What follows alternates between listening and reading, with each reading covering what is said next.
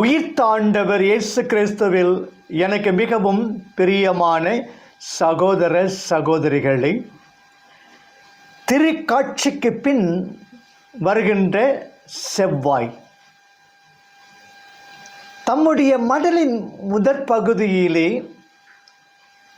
1:5-2:26 ஒளியில் நடத்தல் என்பது பற்றியும், இரண்டாம் பகுதியிலே 2:29-4:8 இறைவனுக்கு ஏற்புடைய வாழ்வு பற்றியும் எழுதிய யோவான் இந்த இறுதி பகுதியிலே 4:7-5:13 அன்பு பற்றியும், 4:7-5 நம்பிக்கை பற்றியும், 5:5-13 எழுதுகிறார்.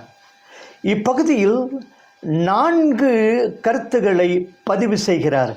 1. அன்பே கடவுள். 2. கடவுளின் அன்பை அறிந்தவர்கள் நாம். 3.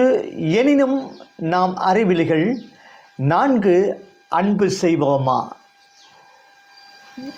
முதல் கருத்தாக அன்பே கடவுள். கடவுள் நம்மை அன்பு செய்கிறார் என்பதை 2 வழிகளில் அறிகிறோம். முதலில், நாம் வாழ்வு பெறும் பொருட்டு இயேசுவை உலகிற்கு அனுப்பினார். 4:9. அதுவும் தம் ஒரே பேரான மகனையே அறிவிக்கும் அளவுக்கு, தம் ஒரே பேரான மகனையே அளிக்கும் அளவுக்கு உலகின் மேல் அன்பு கூர்ந்தார். யோவான் 3:16. என்னே இறைவனின் அன்பு. இரண்டாவது, நம் பாவங்களுக்கு பரிகாரமாக தம் மகனை அனுப்பினார். 4:10. பவுலடியார் இன்னும் அழகாக, தம் சொந்த மகனென்றும் பாராமல் அவரை நம் அனைவருக்காகவும் ஒப்புவித்த கடவுள் தம் மகனோடு அனைத்தையும் நமக்கு அருளாதிருப்பாரோ. இறந்து ஏன் உயிருடன் எழுப்பப்பட்டு கடவுளின் வலப்பக்கத்தில் இருக்கும் கிறிஸ்து இயேசு நமக்காக பரிந்து பேசுகிறார் என்றும் ரோமையர் 8:31-34 என்கிறார். என்னே இறைவனின் இணையற்ற அன்பு. அன்பிற்கு முண்டோ அடைக்கும் தாழ். அவ்வன்பு இன்று குழந்தை வடிவிலே நம் பதில் அன்பை நாடி இயங்குகிறது. நம் பதில் என்ன? இன்னும் அவரை அன்பு செய்ய மறுப்போமா? இரண்டாவது கருத்தாக, கடவுளின் அன்பை அறிந்தவர்கள் நாம், ஆனால் அதன் ஆழத்தை இன்னும் உணராதவர்கள் நாம். கிறிஸ்துவனுடைய அன்பின் அகலம், நீளம், உயரம், ஆழம் என்னவென்று உணர்ந்து எபேசியர் 3:18 அதை பின்பற்ற இயலாத நிலையில் உள்ளவர்கள் நாம். கிறிஸ்து நம்மிடம் வேண்டுவது அவர் நமக்கு காட்டிய அன்பை நாமும் ஒருவருக்கு காட்டுவதாகும். 4:7. மூன்றாவது கருத்தாக, எனினும் நாம் அறிவிலிகள். வானினின்று ஆண்டவர் மண்மக்களை பார்க்கிறார். அறிவுள்ளவர், கடவுளை தேடுவர் எவராவது உண்டா என பார்க்கிறார். எல்லோரும் நெறி தவறி போயினர், ஒருங்கே கெட்டழிந்தனர். தீமை செய்கிறவர்கள் எல்லோரும் உணவை விழுங்குவது போல என் மக்களை விழுங்க பார்க்கிறார்கள். இவர்கள் ஆண்டவரது உதவியை நாடுவதில்லை. இவர்கள் நல்லறிவு பெறமாட்டார்களா? திருப்பாடல் 14:2-4 என்ற திருப்பாடல் பகுதி. இறைவனை பற்றி அறிவதென்பது இறை மக்களுக்கு நீதி அளிப்பதிலே அமைந்துள்ளது என்பதை மிக அழகாக எடுத்து காட்டுகிறது. கடவுள் இல்லை என்று அறிவிலி தனக்குள் சொல்லிக் கொண்டானாம். திருப்பாடல் 14:1. இந்த அறிவிலி யார் என்ற கேள்விக்கு மேற்கூறியது பதிலாக அமைகிறது. எனவே நாம் கடவுளை நம்புகிறோம் என்று சொல்லிவிட்டு கடவுளுடைய பிள்ளைகளின் ஏக்கங்கள், புலம்புகள், அழுகைகள் முதலியவற்றை கண்களை மூடி கொண்டோமானால் நாமே தான் கடவுள் இல்லை என்று கூறும் அறிவிலிகள். நான்காவது கருத்து, அன்பு செய்வோமா. உண்மையான கடவுள் அறிவு அக்கடவுளின் சாயலாக மனிதனை தொடக்க நூல் 12:27 அன்பு செய்வதே. அயலாரை அன்பு செய்யாதவரை கடவுளை அறிவதில்லை. 1 யோவான் 4:8 என்பதை உணர்ந்து அன்பு மக்களாக வாழ்வோம்.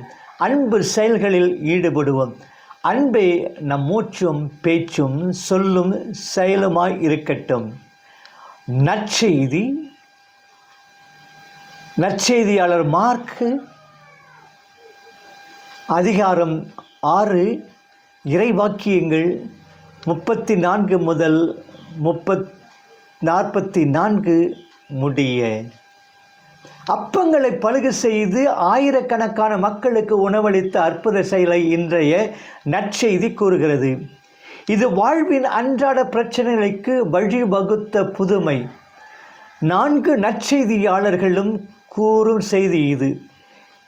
200 வெள்ளிக்காசு, 5 அப்பங்கள், 2 மீன்கள், 100 50 12 கூடைகள், 5000 ஆண்கள், பசும்புத்தலை என்ற நுட்பமான விவரங்கள் இப்புதுமை நடந்ததற்கு போன்றிய சான்றுகள்.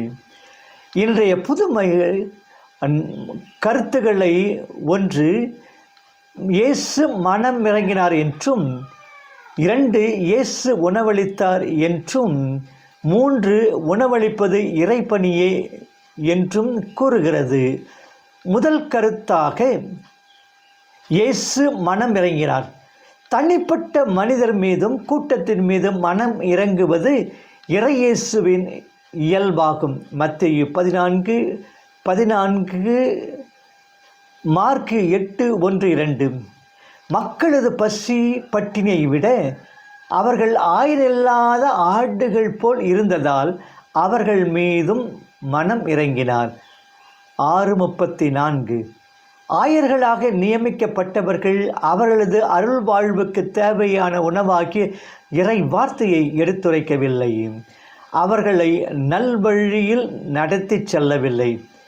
ஏன் மக்கள் காணாமல் போன ஆடு போன்றவர்கள். அவர்களின் ஆயர்கள் அவர்களை வழி தவறி போக செய்தார்கள். எரேமியா 50:6. ஆதலால் மக்கள் ஆடுகளைப் போல் சிதறுண்டு அலைந்தனர், ஆயனில்லாததால் துன்புறுகின்றனர். சக்கரியா 10:2, எசேக்கியேல் 34:5, 1 அரசர் 22:1-17. எனவே இவர்களுக்கு தேவை இறைவனிடம் வழிநடத்தி செல்லக்கூடிய நல்ல ஆயன். இவர்களுக்கு தேவை உள்ளத்திற்கு உணவு, இறை வார்த்தை. எனவே நெடுநேரம் போதித்தார்.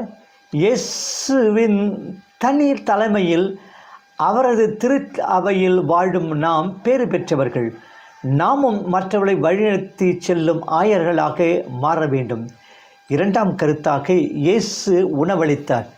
செவிக்கு உணவு இல்லாத போது சிறிது வயிற்றுக்கும் ஈயப்படும். குறள் 412 என்பதற்கு ஒப்ப வந்தவர்களுக்கு உணவளிக்கும்படி தன் சீடர்களுக்கு கட்டளை கொடுக்கிறார். அவர்களோ தம் இயலாமையை எடுத்துரைக்கின்றனர். இயேசு இவர்களிடம் உள்ளதை கொண்டு வர பணித்தார், பரிமாற கட்டளையிட்டார். அப்பம் பழுகியது, ஆயிரக்கணக்கான மக்கள் உண்டனர். என்னை பிரிந்து உங்களால் ஒன்றும் செய்ய இயலாது.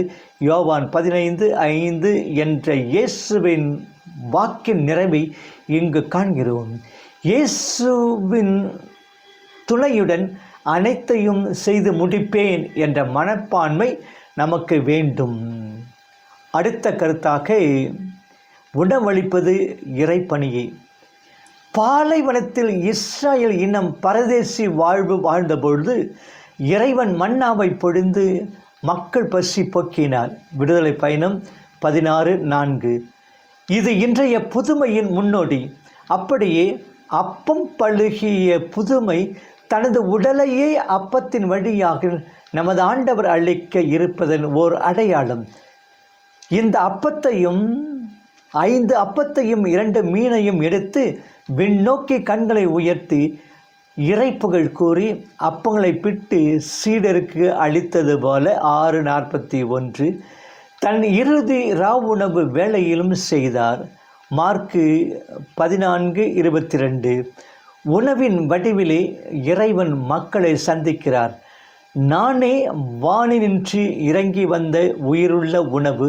யோவான் 6:41. ஒருவேளை உணவு மட்டுமே உண்பவர் உலகத் தொகையில் 50% பட்டினியால் பட்டு போனவர்களுக்கு கணக்கில்லை. உலகிலே போதிய உணவுண்டு, அதை பகிர்ந்துண்ணும் பண்பில்லை. இத்தனை பேருக்கு இப்பாழ்வெளியில் உணவுக்கு எங்கே போவது? இவர்களை வீட்டிற்கு அனுப்பிவிடும் என்று சீடர்கள் கூறியது போல கூறிவிடாது நாடுகளும் தனி நிறுவனங்களும் மக்களும் தம்மிடம் உள்ளதை இல்லாதவர்களுடன் பகிர்ந்து வாழ முன் வர வேண்டும். உணவின் வடிவிலே வரும் இயேசுவை போல் நாமும் செயல்படுவோமா? ஆண்டவர் இயேசு நம்மை நிறைவாக ஆசீர்வதிப்பாராக. ஆமேன்.